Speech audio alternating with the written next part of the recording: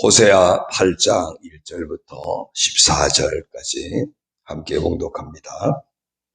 나팔을 내 입에 댈지어다. 원수가 독수리처럼 여호와의 집에 덮치리니 이는 그들이 내 언약을 어기며 내 율법을 범함이로다. 그들이 장차 내게 부르짖기를 나의 하나님이여 우리 이스라엘이 주를 아나이다 하리라. 이스라엘이 이미 선을 버렸으니 원수가 그를 따를 것이라. 그들이 왕들을 세웠으나 내게서 난 것이 아니며 그들이 지도자들을 세웠으나 내가 모르는 바이며 그들이 또 그 은금으로 자기를 위하여 우상을 만들었나니 결국은 파괴되고 말리라. 사마리아여 내 송아지는 버려졌느니라. 내 진노가 무리를 향하여 타오르나니 그들이 어느 때에야 무죄하겠느냐. 이것은 이스라엘에서 나고 장인이 만든 것이라. 참신이 아니니 사마리아의 송아지가 산산조각이 나리라. 그들이 바람을 심고 광풍을 거둘 것이라. 심은 것이 줄기가 없으며 이삭은 열매를 맺지 못할 것이요 혹시 맺을지라도 이방 사람이 삼키리라. 이스라엘은 이미 삼켜졌은즉 이제 여러 나라 가운데 있는 것이 즐겨 쓰지 아니하는 그릇 같도다. 그들이 홀로 떨어진 들나귀처럼 아수르로 갔고 에브라임이 값주고 사랑하는 자들을 얻었도다. 그들이 여러 나라에게 값을 주었을지라도 이제 내가 그들을 모으리니 그들은 지도자 임금이 지워준 짐으로 말미암아 쇠하기 시작하리라. 에브라임은 죄를 위하여 제단을 많이 만들더니 그 제단이 그에게 범죄하게 하는 것이 되었도다. 내가 그를 위하여 내 율법을 만 가지로 기록하였으나 그들은 이상한 것으로 여기도다. 그들이 내게 고기를 제물로 드리고 먹을지라도 여호와는 그것을 기뻐하지 아니하고 이제 그들의 죄악을 기억하여 그 죄를 벌하리니 그들은 애굽으로 다시 가리라. 이스라엘은 자기를 지으신 이를 잊어버리고 왕궁들을 세웠으며 유다는 견고한 성읍을 많이 쌓았으나 내가 그 성읍들에 불을 보내어 그 성들을 삼키게 하리라. 아멘. 할렐루야. 오늘도 주님과 함께 하시는 복된 하루가 되시기를 주님의 이름으로 축원합니다. 오늘 말씀은 이스라엘을 향해서 하나님의 그 심판이 주어지는 그 어떤 다양한 원인과 또 심판이 예고되고 결국 애굽의 그 종살이 했던 것처럼 그렇게 다시 종으로 팔려가게 될 것까지 호세아를 통해서 선포하고 있는 그런 내용들입니다. 먼저 그 심판을 예고하는 그 장면이 여러 군데 있는데요. 1절에서 나팔을 내 입에 댈지어다. 이 나팔이 이제 전쟁의 나팔 역시 심판을 예고하고요. 원수가 독수리처럼 여호와의 집에 덮친다. 원수, 독수리 다 심판을 의미하고 여기 여호와의 집은 성전이라기보다 이스라엘 하나님 백성들을 일컫는 그런 표현이라고 할 수 있고요. 또 2절에도 보면은 그들이 장차 내게 부르짖기를 나의 하나님이여 우리 이스라엘의 주를 아나이다 하리라. 장차 부르짖는다. 다급하게 부르짖어요. 그러니까 하나님을 찾는데 그만큼 위기를 만났다는 거예요. 위기가 닥쳐오니까 그냥 위기를 모면하기 위해서 하나님을 찾기는 찾는데 그냥 정말 자기들 필요할 때만 찾는 그런 하나님. 자기들 필요할 때 찾고 필요하지 않으면은 언제든지 그냥 외면하는 그런 어떤 자기중심적인 거죠. 사실은 이런 것들이 타락의 원인이 되기도 합니다. 그 다음에 그 7절에도 보면요. 그들이 바람을 심고 광풍을 거둘 것이다. 이 광풍도 지금 심판을 의미하고요. 그 다음 7절 끝에 이방 사람이 삼키리라. 결국은 이방에 의해서 무너지게 될 것이다. 이게 지금 이제 다양하게 심판을 예고하는 내용들이 쭉 주어지고 14절 끝에도 보면은 13절 끝에 보면요. 그 죄를 벌하리니 그들은 애굽으로 다시 가리라. 이게 이제 다시 종으로 팔려가게 된다. 종으로 포로로 끌려가게 될 것이다. 이런 의미의 심판에 관한 말씀들을 분명하게 하고 있습니다. 그럼 왜 이런 심판에 처할 수밖에 없느냐? 원인도 함께 있는데요. 1절 끝에 보면 그들이 내 언약을 어기며 내 율법을 범함이로다. 언약을 어겼다. 율법을 범했다. 3절에요. 이스라엘이 이미 선을 버렸으니 하나님이 원하시는 하나님의 뜻 선을 버렸다라고 이야기하고요. 또 4절에 보면 그들이 왕들을 세웠으나 내게서 난 것이 아니며 그들이 지도자들을 세웠으나 내가 모르는 바이며 그들이 또 은금으로 자기를 위하여 우상을 만들었나니 결국 파괴되고 말이라.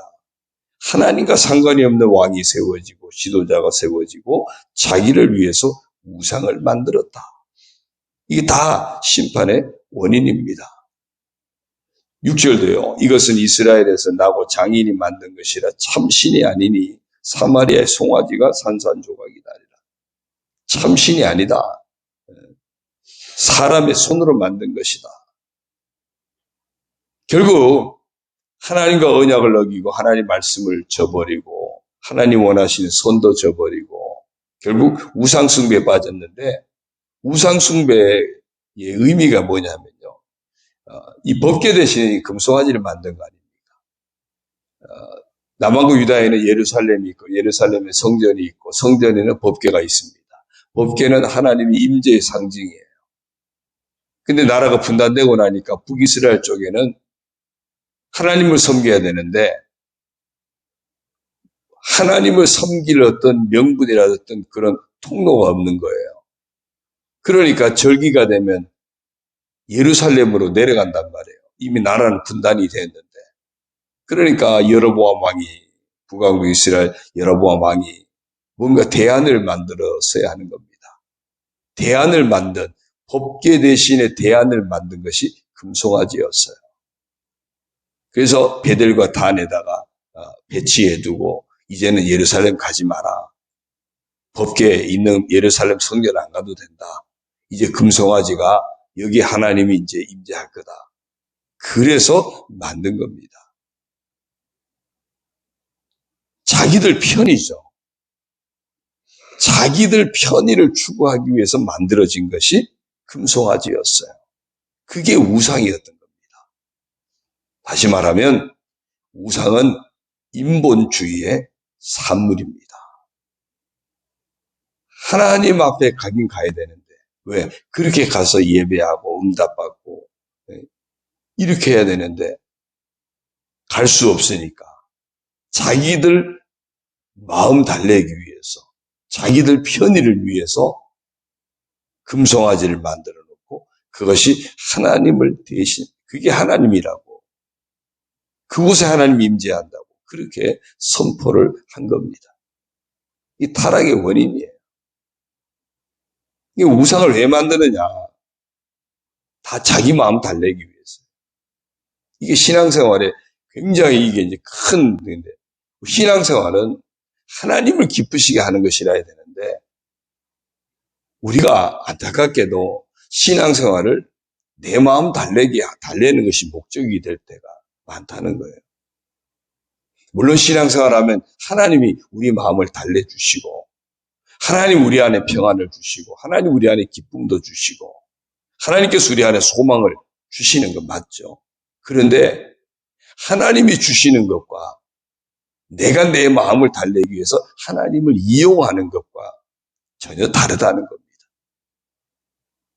신앙생활은 우리를 살리고 우리를 위해서 하나님의 아들을 다 내어주신 것처럼 우리 또한 하나님을 기쁘시게 하는 것이 신앙생활의 목적이 되어야 한다는 겁니다. 그래서 하나님의 영광을 위한 것이 우리 인생의 제1의 목적이 되어야 하는 건데 그게 잘못되면은 자기 편의 중심으로 자기를 스스로 달래기 위해서 이게 신앙생활의 목적이 되어버릴 수 있습니다. 처음 믿을 때는 그럴 수 있죠. 처음 믿을 때는 내가 문제가 있고 아픔이 있고 이러니까 내 죄의 문제가 있고 그러다 보니까 이 문제 해결하고 싶고 다 위로받고 싶고 그럴 수 있어요. 그런데 신앙생활 하다 보니까 그게 아닌 거죠. 이미 하나님께서 나를 그런 달래고 구원하기 위해서 다 내어주셨다. 그럼 나도 이제 하나님을 위해서 살아야겠다. 그래야 하나님 중심의 신앙으로 가는 거거든요. 지금 이스라엘의 타락한 원인이 다른 데 있는 것이 아닙니다. 사람 편의로 신앙생활을 하려고 했다. 이걸 이제 인본주의라고 우리가 표현하는 거죠. 인본주의적인, 이게 신앙에 타락하는 큰 원인입니다. 종교개혁 이전에 중세교회가 타락했던 것도 결국은 인본주의였거든요. 자기들 편의를 위해서, 자기들 마음 달래기 위해서, 그러면서 타락했던 겁니다. 현대교회가, 우리 그리스도인들이 점점 세상 중심으로 타락하는 원인도 거기에 있는 겁니다. 신앙생활을 하나님을 기쁘시게 하는 것이 목적이 아니고 자기 마음 달래기 위해서, 자기 편의를 추구하기 위한 도구로 신앙이 전락을 하고 있는, 이게 심각한 문제죠. 오늘 이스라엘 보면은 그거예요. 하나님이 없어요. 오직 자기밖에 없는 거예요. 자기를 위해서 신을 만들었다고 분명히 규정을 하고 있습니다. 자기들을 위해서. 하나님 모른다 그랬어요. 자기들을 위해서 다 한 거니까 하나님이 나 몰라. 너희 왕도 모르고 지도자도 모르고 우사 너희들 위해서 만든 거 아니야. 그 나하고 무슨 상관이 있어. 중요한 것은 하나님이 우리와 상관이 있으셔야 되거든요. 내가 아무리 하나님과 상관이 있다 할지라도 하나님이 나하고 상관이 없어라고 만약에 선포해버리면 그러면 아무것도 아닌 것이 되는 겁니다. 우리가 날마다 하나님 앞에서 하나님이 상관이 있다고 말씀하실 수 있도록 우리가 그래서 하나님 중심의 신앙으로 나아가는 이런 믿음이 돼야 하고 그것이 성숙한 믿음이다 하는 것을 우리가 잊지 말아야 됩니다. 그러다 보니까 이들이 위기를 닥치니까 어떻게 됩니까? 해결하기 위해서 방법을 찾는 것이 회개하고 하나님 앞에 나아가는 것이 아니라 오히려 주변 나라들, 아수르라든지 애굽이라든지 강대국처럼 보이는 그런 나라들에게 조공도 바치고 이러면서 위기를 모면하려고 합니다. 이제 8절 이하를 보면요. 이스라엘은 이미 삼켜졌은즉 이제 여러 나라 가운데 있는 것이 즐겨 쓰지 아니하는 그릇 같도다. 그들이 홀로 떨어진 들나귀처럼 아수르로 갔고 에브라임이 값주고 사랑하는 자들을 얻었도다. 에브라임은 북이스라엘을 이야기하는 거죠. 값주고 아수르의 조공을 바친 거예요. 우리 좀 잘 좀 받아오. 애굽의 도움을 청하느라고 조공을 바치고 그렇게 하다 보니까 10절이요. 그들이 여러 나라에 값을 주었을지라도 이제 내가 그들을 모으리니 그들은 지도자의 임금이 지워준 짐으로 말미암아 쇠하기 시작한다. 조공을 바치려고 하다 보니까 백성들에게 계속 많이 거둬야 되지 않겠습니까? 세금을. 과도한 세금을 거두어가지고 백성들을 착취해가지고 그것으로 조공을 바치는 거예요. 이스라엘의 북왕국 이스라엘 지도자들이 자기들이 살아남기 위해서. 그러니까 백성들의 고통이 더해지는 겁니다. 부담이 더 가중되니까 민심은 더 흉흉해지는 거죠. 그러니까 희망이 점점 없어지는 겁니다. 11절 이하여 에브라임은 죄를 위하여 제단을 많이 만들더니 그 제단이 그에게 범죄하게 하는 것이 되었다. 금송아지 만들 뿐만 아니라 그 이후에도 온갖 곳에 우상의 제단을 만드는 겁니다. 그게 다 죄를 더하게 하는 겁니다. 내가 그를 위하여 내 율법을 만가지로 기록하였으나 그들은 이상한 것으로 여기도다. 하나님 말씀에는 아예 관심도 없고요. 요즘도 하나님 말씀대로 살아 뭐 이런 거예요. 아니 우리에게 곳곳에 제단에 신전이 곳곳에 있는데 아니 요즘도 하나님 믿고 사는 사람이 있어? 요즘도 하나님 말씀대로 사는 사람이 있어? 그러고 있는 거예요. 하나님 말씀을 기록했는데 그걸 이상한 것으로 여긴대요.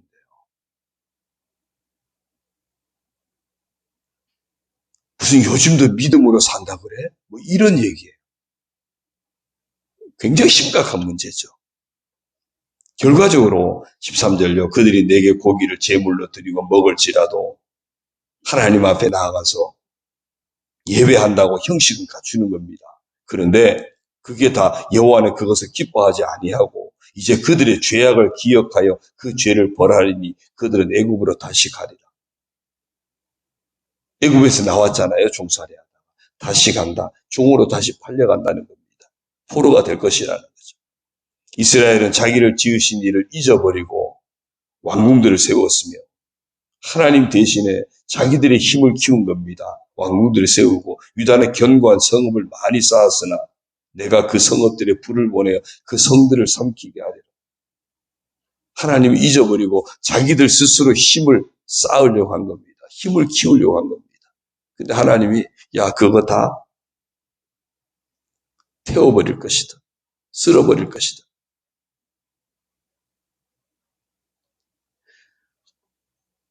그 어떤 왕궁도 견고한 성읍도 하나님이 깨뜨리시면 아무런 의미가 없더라는 거죠. 오늘 이 호세아 8장을 통해서 우리에게 주시는 말씀은 그런 겁니다. 우리가 살 길은 하나님이 지켜주시는 것밖에 없다. 하나님이 우리를 상관 있는 사람으로 여겨주셔야 한다. 하나님이 인정하시는 그런 믿음의 사람이 되어져야 한다는 겁니다. 세상의 풍조, 인본주의 풍조, 사람들이 자기 편의를 추구하고 자기 마음 달래기 위해서 하나님까지 이용하려고 하는 이런 풍조가 아니라 이미 아들까지 내어주시면서 온전히 우리를 위해 사랑하신 그 사랑을 우리가 이미 받았으니 그 사랑을 힘입어서 우리도 하나님의 영광을 위해서 하나님이 기뻐하시는 그 뜻을 따라 하나님이 원하시는 하나님을 사랑하고 이웃을 사랑하는 그런 진정한 하나님의 사람으로 살아가는 것. 그때 하나님이 지켜주시는 인생이 되어지는 겁니다. 오늘 하루도 내가 나를 지키는 것이 아니라 하나님이 우리를 지켜주시는 내가 우리 가정이나 우리 교회나 지켜가는 것이 아니라 하나님이 지켜주시는 그런 모습들. 우리가 다양하게 하나님 앞에 쓰임받습니다. 교회를 세워가기 위해서도 다양한 사명자로 우리가 쓰임을 받습니다. 그렇다고 해서 내가 세우는 것이 아니고 하나님이 세워가시는 것에 내가 쓰임받는 영광을 얻게 된 거예요. 이게 믿음이 돼야 하는 거예요. 내가 하나님 앞에 쓰임받을 수 있다고 하는 이것이 내가 감사가 되고 영광스러운 것이에요. 하나님의 일. 그래서 내 인생도 우리 가정도 자녀도 우리 삶의 터전들 사업도 또 교회도 다 하나님이 세워가셔야 돼요. 하나님이 지켜주셔야 돼요. 오늘 그런 믿음의 고백이 이 아침에 우리에게 분명하기를 바랍니다. 하나님, 오늘도 제 인생 하나님이 지켜주셔야 되고요. 우리 자녀들, 우리 가정 하나님이 지켜주셔야 되고 하나님이 세워주셔야 됩니다. 그래서 제가 하나님 앞에 다 맡겨드릴 수밖에 없고 오직 하나님이 기뻐하시는 삶을 위해서 제가 순종하면서 믿음으로 살아가기를 원합니다. 이런 간절한 소원, 간절한 믿음의 고백, 믿음의 결단이 우리 가운데 있기를 주의 이름으로 축원합니다. 기도드립니다. 하나님 아버지 고맙습니다. 하나님은 우리를 사랑하시기 위해서, 구원하시기 위해서 모든 것 아낌없이 다 내어주셨습니다. 우리가 구할 때에도 아들도 아끼지 아니하시고 우리를 다 위해서 다 내어주신 하나님, 모든 것 우리에게 주신다고 하셨고 우리가 구할 때 하늘에 계신 하나님 아버지께서 좋은 것 주시되 성령을 주시지 않겠느냐고 영적인 축복까지도 약속하신 것을 믿습니다. 우리 인생의 모든 것 하나님께서는 합력하여 선이 되게 하시는 줄로 믿습니다. 그러하기에 이제 우리가 하나님을 우리 삶에, 우리 편이, 우리 인생의 목적에 도구로 사용하는 것이 아니라 이제 우리 자신을 온전히 하나님 앞에 드리고 헌신하고 하나님께 쓰임받는, 하나님이 기뻐하시는 복된 인생의 길을 걸어가게 하여 주옵소서. 너희는 먼저 하나님 나라와 하나님의 의를 구하라고 했습니다. 너희가 먹든지 마시든지 무엇을 하든지 오직 하나님의 영광을 위하여 하라고 했습니다. 우리 인생이 하나님 영광을 위하는 것에 초점이 맞춰지게 하시고 하나님 나라와 하나님의 뜻을 구하는 것에 우리 삶의 초점이 맞춰지게 하여 주셔서 그래서 하나님이 기뻐 받으시고 하나님이 영광 받으시고 하나님이 우리에게 있어야 할 것을 아신다고 하셨고 더 하신다고 하셨사오니 하나님이 더하여 주시는, 하나님이 지켜주시고 하나님이 세워주시는, 하나님이 보장하시는 그런 복된 인생의 길을 걸어가게 하여 주옵소서. 오늘도 우리 인생들, 또 우리 가정 자녀도, 우리 교회도, 우리 모든 삶들 하나님이 세워주셔야 되고 하나님이 지켜주셔야 함을 고백합니다. 그러하기에 우리는 온전히 하나님께 맡겨드리고 하나님이 기뻐하시는 삶에 순종하며 살아가는 깨어있는 믿음의 사람, 참된 믿음의 사람으로 살아가게 하여 주옵소서. 하루를 그렇게 하나님께 맡기고 하루를 시작하는 우리 성도들을 기뻐 받아주시고 하나님 앞에 간구하며 시작하는 성도들 응답하여 주시고 하나님께서 세우시고 지켜주시고 도우시는 놀라운 은총으로 덧입혀 주옵소서. 응답하여 주옵소서. 우리 교회가 하나님 마음에 합한 교회를 세워져 가고 우리 온 성도들 가정과 자녀와 모든 사람들이 하나님 축복하시는 하나님 마음에 합한 아름다운 가정과 삶들이 되도록 복을 내려 주옵소서. 모든 것 주님께 맡겨드립니다. 영광 받으시옵소서. 예수님의 이름으로 축복하며 기도드리옵나이다. 아멘. 하늘에 계신 우리 아버지, 아버지의 이름을 거룩하게 하시며 아버지의 나라가 오게 하시며 아버지의 뜻이 하늘에서와 같이 땅에서도 이루어지게 하소서. 오늘 우리에게 일용할 양식을 주시고 우리가 우리에게 잘못한 사람을 용서하여 준 것 같이 우리 죄를 용서하여 주시고 우리를 시험에 빠지지 않게 하시고 악에서 구하소서. 나라와 권능과 영광이 영원히 아버지의 것입니다. 아멘.